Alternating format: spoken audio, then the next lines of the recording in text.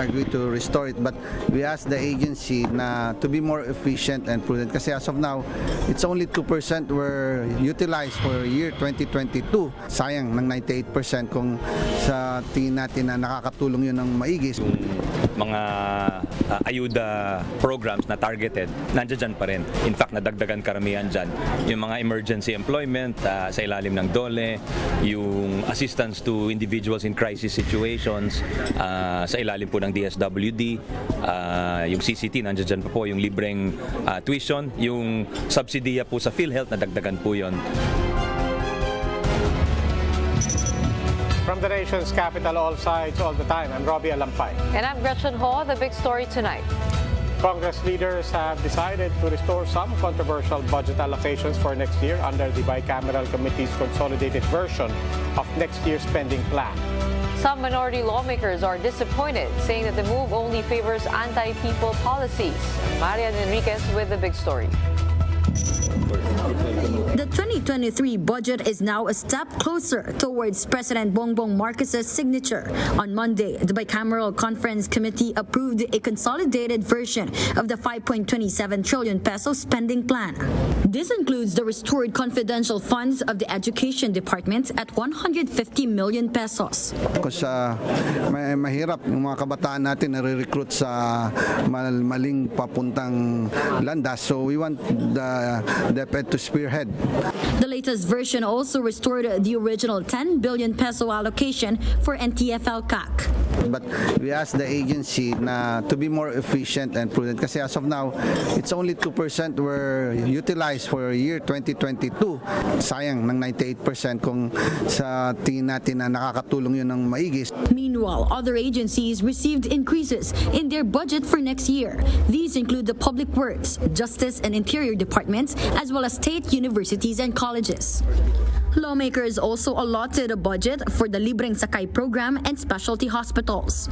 Leaders from both chambers of Congress assured the public that targeted subsidies will continue. In fact, nadagdagan karamihan dyan. At yung assistance din po sa indigent patients sa mga government hospitals. Sa mga hospital na panggobyerno, nadagdagan din po. But there were also budget cuts for some agencies.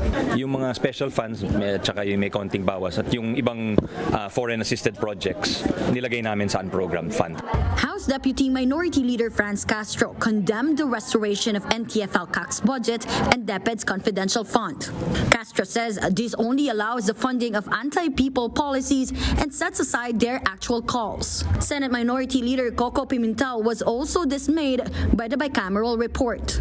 The Congress eyes to have the 2023 budget approved by the Chief Executive before Christmas break. For News 5, Marian Enriquez, we are One News. It is a wonder after several plenary debates that the budget got restored in the bicameral conference committee, specifically 10 billion from 5 billion for the NTF-ELCAC group, 150 million in confidential funds for DepEd. Tsaka sa NTF-ELCAC, something that they also flagged, that 2% spend, parang sayang yung pera. And then another thing also that of course is controversial here, yung pag-restore ng 150 million peso intelligence fund, specifically under the Department of Education. Tinanggal yun earlier on, and now suddenly binalik in the final version. At ang sabi ay dahil daw it's difficult if young people get recruited and maligaw ng landas. But I'd like to get an insight into what happened into that bicameral conference and how easily those funds were restored. Yeah, and precisely to talk to us more about the latest version of the 2023 spending plan, we have with us ACT Teachers Party List Representative Franz Castro, who joins us over the phone. Good evening and welcome to The Big Story, Congresswoman Castro. Hello, good evening, Robbie and Gretchen. Magandang gabi po. And ma'am, we saw you standing up on the floor. What were your sentiments? What did you express to the body? Well, naging shocking sa amin, yung pagbalik noong NTF-ELCAC budget, considering the absorptive capacity of the NTF-ELCAC fund or budget for the last 2 years. bagsak talaga yung yung pag-spend nitong NTF-ELCAC. So bakit ibinalik? So we can see that as a reward for incompetence dito sa ginawa nilang paglalagay. And also the bicameral committee gets overboard on their authority. Kasi dala-dala ng representante ng Kamara yung aming agreement na mabawasan itong NTF-ELCAC ng 5 billion. Wala naman itong conflict with the proposal then of the Senate. Pero bakit ito ay pinalitan? So, yun yung medyo sampal ito doon sa mga miyembro ng Kongreso dahil alam namin yung amendments ay defined na yan before they go to the bicameral committee. So, ito naman yung kinalulungkot ko doon sa ating mga representante sa bicameral committee. Ma'am, what were the justifications of these budgets? Bakit po sila naibalik? Ano po ba yung napag-usapan at naging dahilan? There were no justification. In fact, sabi nga ni chairman ng appropriation, Saldico, nakita naman talaga yung performance, 2% lang itong 2022 and more or less 50% nung 2021. Wala naman sinabing dahilan bakit ibinalik. So kaya nga sabi ko, why the change of mind na bigla na lang ganon? May nangyari ba? Ano ba yung naging negosasyon between itong NTF-ELCAC na ito at saka nitong bicameral committee? Ma'am, kung ano pa man ang mga objections nyo, the reality is we are at this point, merong mga debate, may mga natanggal at the end of the day, kung ano man yung pinagdebatehan, parang wala ring nangyari, parang binalik lang din sa dati.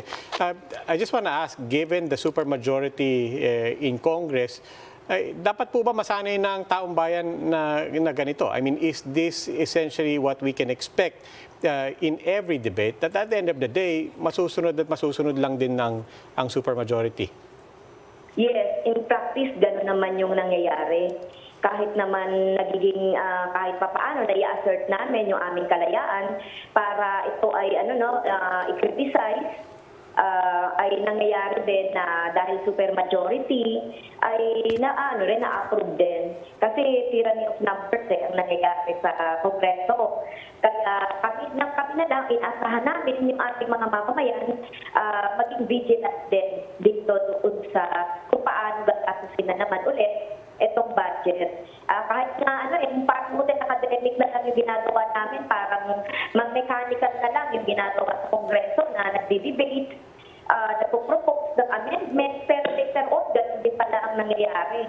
I-maintain din pala nila yung budget na ng executive. Meron lang konting adjustment, pero hindi yan significant.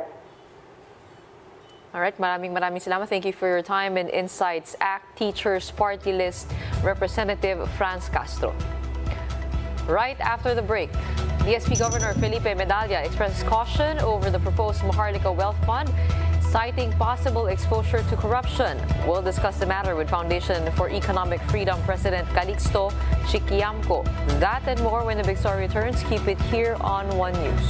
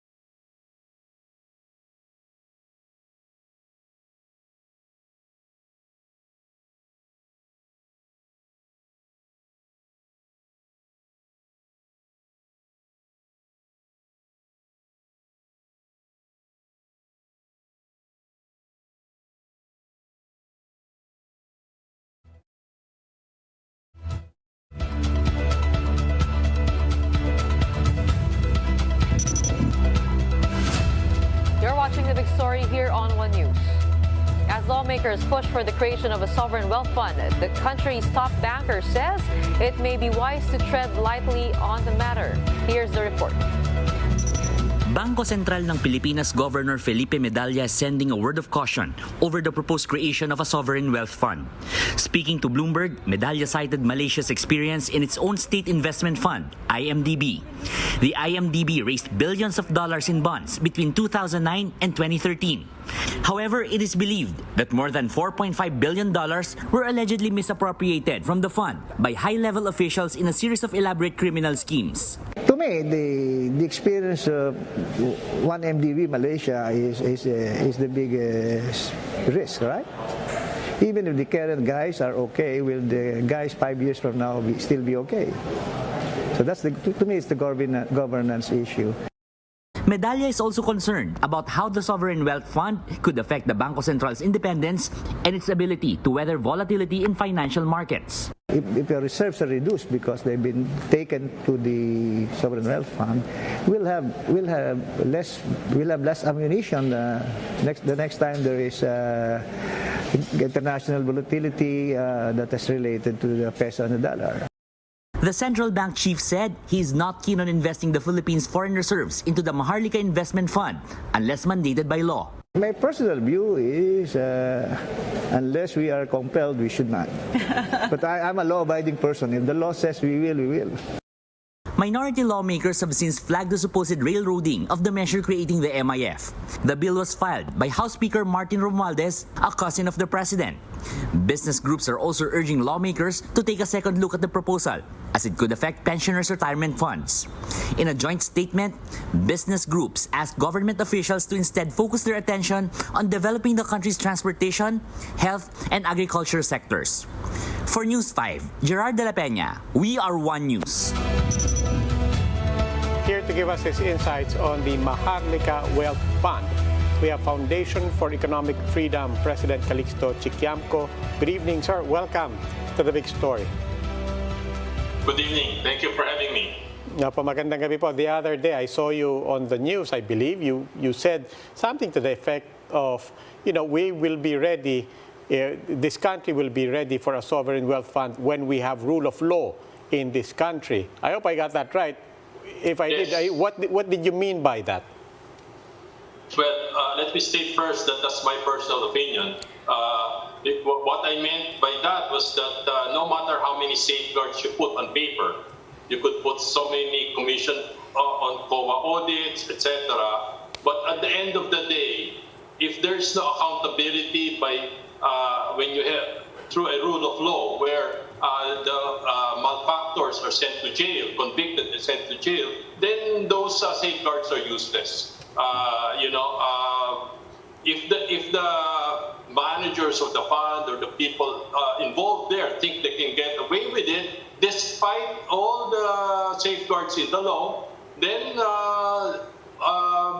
it's useless, right? I mean, those safeguards are useless. So, and we have seen historically that not a single person has been sent to jail for high-level corruption.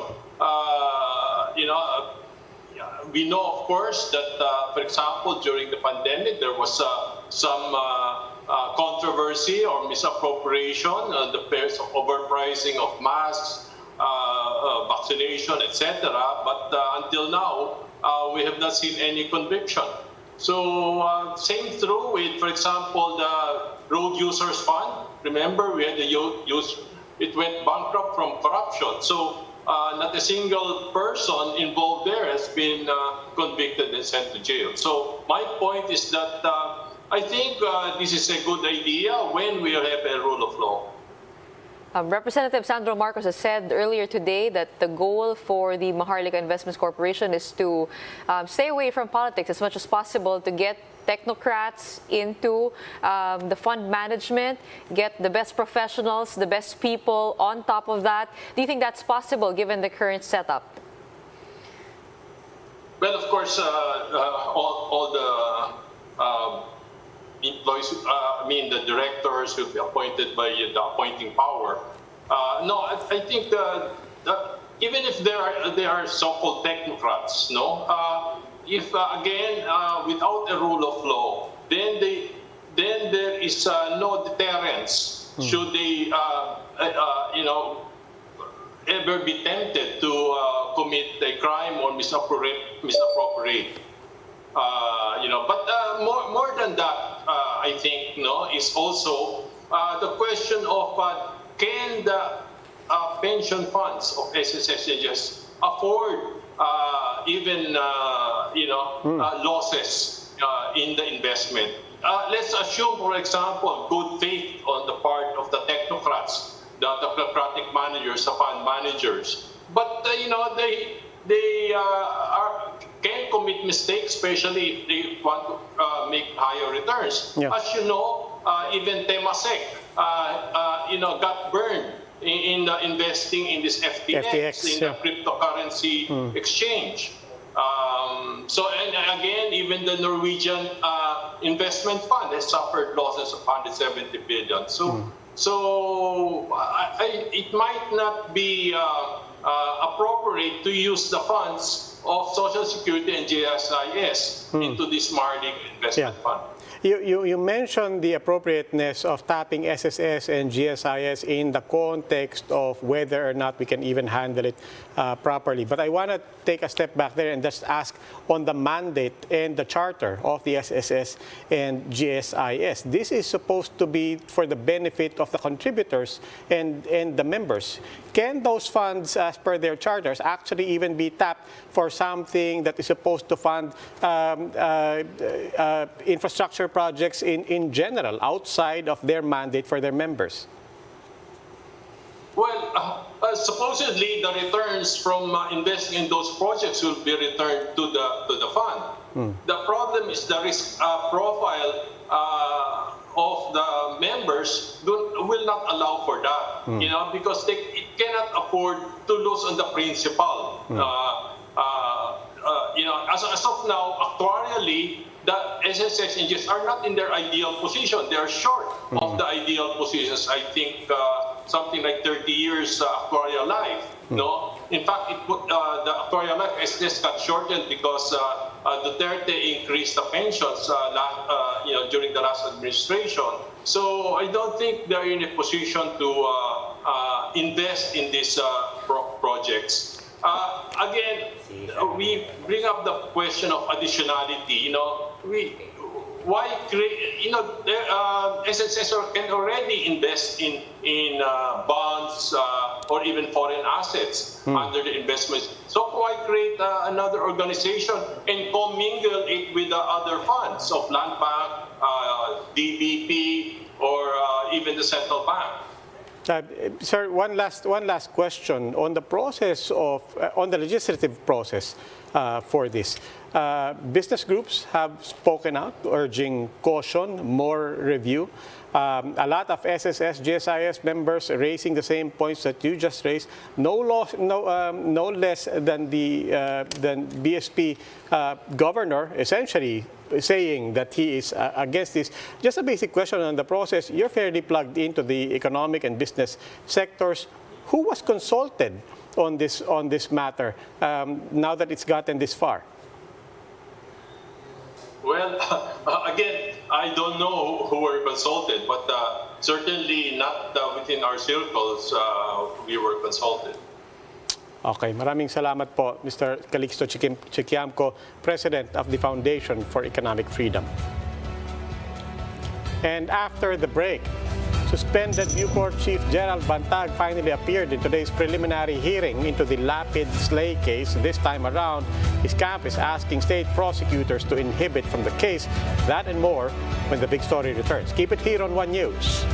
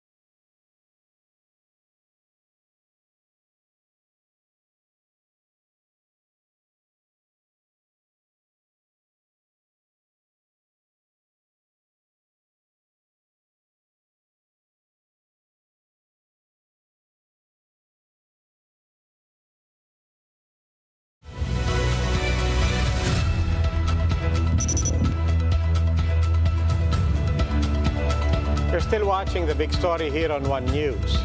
Suspended BuCor Chief Gerald Bantag was present during the resumption of the preliminary investigation into the killing of broadcaster Percy Lapid. Marlene Alcaide has the details. Suspended BuCor Chief Gerald Bantag was in high spirits upon his arrival at DOJ on Monday afternoon. Bantag, accompanied by his lawyer, personally attended the continuation of the preliminary investigation on the murder of broadcaster Percy Lapid and alleged middleman June Villamor. Sabi nila nagtatago ako, hindi naman. Normal lang ng reaksyon na sasagutin natin sa court kung sasagutan sa PI. Wait. Ano sinabi niyo sa kanya? Wala, hindi ko matandaan sa dami. Last Friday, Bantag signed his affidavit at the Baguio prosecutor's office. But instead of submitting the counter-affidavit, their camp asked for the inhibition of the panel of prosecutors and the entire DOJ headed by Secretary Boying Remulla. In the motion, Bantag's camp raised the issue of impartiality, saying that Remulla has already prejudged the case. Bantag's camp also argued that his position is under salary grade 30, which means that he should be under the jurisdiction of the ombudsman. Doon sa issue ng impartiality, not necessarily the members of the prosecuting or the investigating panel, but because the investigating panel is under the control and supervision of the department secretary, it's stated in our motion that the Department of Justice has no jurisdiction on these cases. It falls within the jurisdiction. All camps were given 7 days to comment on Bantag's motion for inhibition.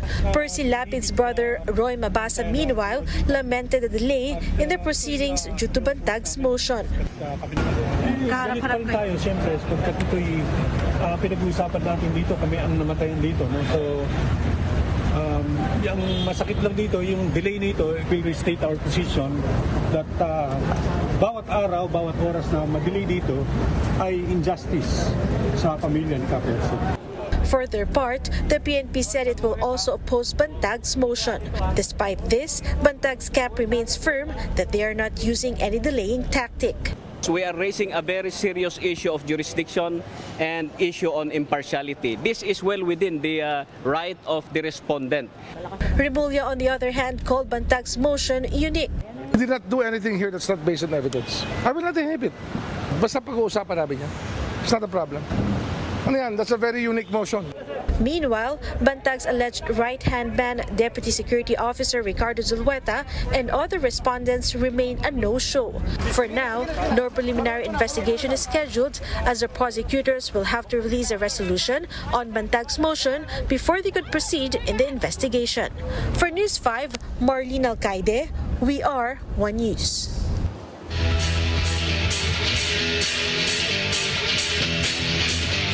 For the big story in sports, the action is heating up in the UAAP and the PBA as the final slots for the playoffs have been secured. Marky Bautista with the story. The Adamson Soaring Falcons clinched a fourth and final spot in the UAAP Season 85 men's basketball tournament after eliminating the De La Salle University Green Archers 80-76. Jerome Lastimosa led the way for Adamson with 22 points, including 11 in a crucial third quarter that saw La Salle's 10-point lead erased. This is the first Final Four appearance for the Falcons since 2018. La Salle, meanwhile, played without three key players, Shawnee Winston, Kevin Kembao, and Michael Phillips. Hindi talaga kami nag-give up. Trinay pa rin namin yung best sa second half and sabi palagi ni coach na walang nananalo sa first half. Ang basketball is dun magkakaalaman sa second half. The win sets up a semi-final showdown between Adamson and the top-seeded Ateneo Blue Eagles, who carry a twice-to-beat advantage. The game will be on Wednesday, 6 p.m. Before that, 2-seed UP Fighting Maroons will play the NU Bulldogs at 2 p.m. Meanwhile, in the PBA, the rain or shine Elasto Painters snagged the final playoff spot in the PBA Commissioner's Cup after taking down the NLEX Road Warriors 110-100. Import Ryan Pearson had 24 points and 9 rebounds, while Andre Caracot led 6 locals in double figures with 19 points. Malaking bagay sa amin to kasi after 3 conferences yata ngayon lang nakapasok ulit ng quarterfinals. Mas mahirap pa ngayon kasi nadagdagan yung teams. The 8th-seeded Rain or Shine will face number 1 team, Bay Area Dragons, next. PBA playoffs begin on December 7 Wednesday at the PhilSports Arena. 4th-seeded Converge Fiber Xers will take on 5th-seed San Miguel at 3 p.m., followed by 3rd-seeded Barangay Ginebra Gin Kings versus 6th-seed Northport Batang Pier at 5:45 p.m. For News 5, Marty Bautista, we are One News. And that's the big story tonight. For more updates, follow News 5, The Philippine Star, and Business World online. You may also log on to One News PH for more in-depth analysis. I'm Robbie Alampay. The big story is also available via Signal Play app. Make a free account now at signalplay.com and stream One News anytime, anywhere. I'm Gretchen Ho. Stay safe, Philippines. We are One News, all sides, all the time.